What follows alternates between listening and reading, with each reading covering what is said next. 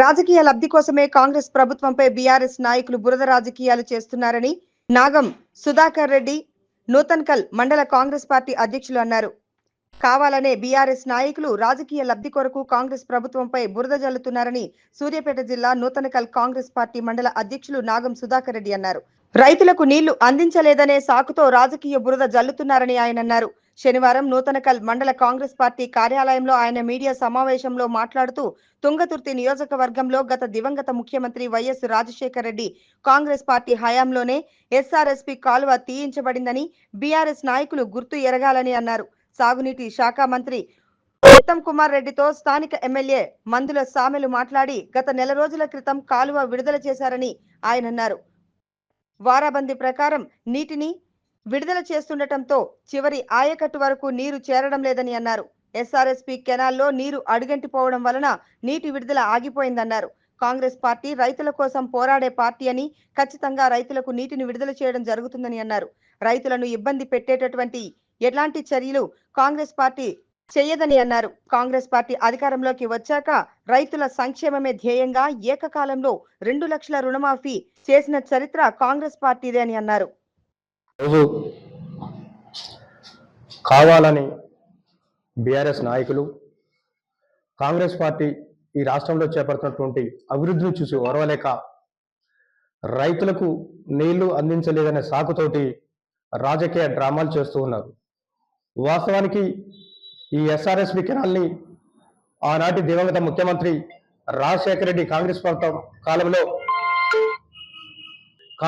కాలంలో ఈ ఎస్ఆర్ఎస్ కాలని తీయించినటువంటి ఘనత, ఈ రైతులకు నీళ్లు ఇచ్చినటువంటి ఘనత ఆనాటి కాంగ్రెస్ ప్రభుత్వానికి.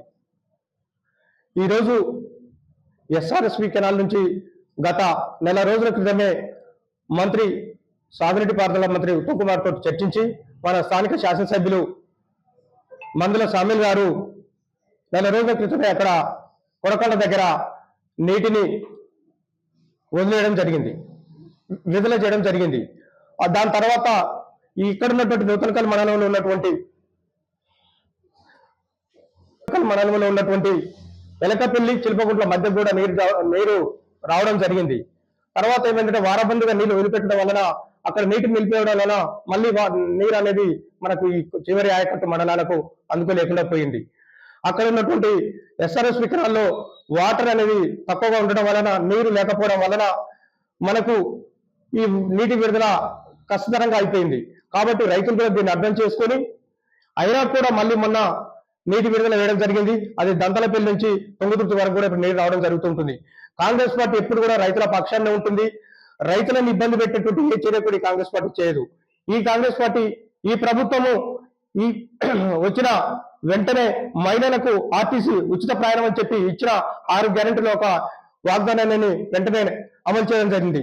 అలాగే ప్రతి రైతుకు కూడా 2 లక్షల రూపాయలు, 2 లక్షలకు లోపు ఉన్నటువంటి ప్రతి రైతుకు కూడా రుణమాఫీ చేయడం జరిగింది. 2 లక్షల పైన ఉండి బ్యాంకులలో కుటుంబానికి 2 ఖాతాలు ఉండి ఆధార్ కార్డు, మన రేషన్ కార్డు లేకపోవడం వలన అటువంటి టెక్నికల్ సమస్యలు ఉన్నటువంటి రైతులకు మాత్రమే జమ కాలేదు. 2 లక్షల లోపున ప్రతి ఒక్క రైతుకు కూడా రుణమాఫీ చేయడం జరిగింది. అలాగే మొన్న ప్రతి మండలంలో ఒక విలేజ్ ని పైలట్ ప్రాజెక్ట్ గా తీసుకొని నూతనకర మండలంలో బక్కాయండ తండాలో ఇప్పటి వరకు కూడా అందరికీ రైతుల ఖాతాలలో 6,000 రూపాయల రైతుల ఖాతాలో జమ చేయడం జరిగింది. అక్కడ ఆ ఉన్నటువంటి గ్రామ పంచాయతీకి సంబంధించినటువంటి బక్కాయండ తండాలో 87 ఇళ్లకు కూడా ఇంద్రమ్మ ఇళ్లకు ప్రొసీడింగ్ ఇవ్వడం జరిగింది. దాని మీద 10వ తారీఖు కానీ 15వ తారీఖు కానీ స్థానిక శాసనసభ్యులు, మన పార్లమెంట్ సభ్యుల సహకారంతో గృహ నిర్మాణ శాఖ మంత్రి పొంగులేటి శ్రీనివాసరెడ్డి గారిని ఆహ్వానించడం జరుగుతూ ఉంటుంది. వారు కనుక టైం ఇస్తే ఈ 10వ తారీఖు కానీ 15వ తారీఖు కానీ 87 ఇళ్లకు ఏకకాలంలో శంకుస్థాపన చేయడం జరుగుతూ ఉంటుంది. మీరు ఇచ్చినటువంటి ప్రతి మాటను, ఎన్నికలు ఇచ్చినటువంటి ప్రతి వాగ్దానాన్ని ఇప్పటి వరకు నిలబెట్టుకోవడం జరిగింది.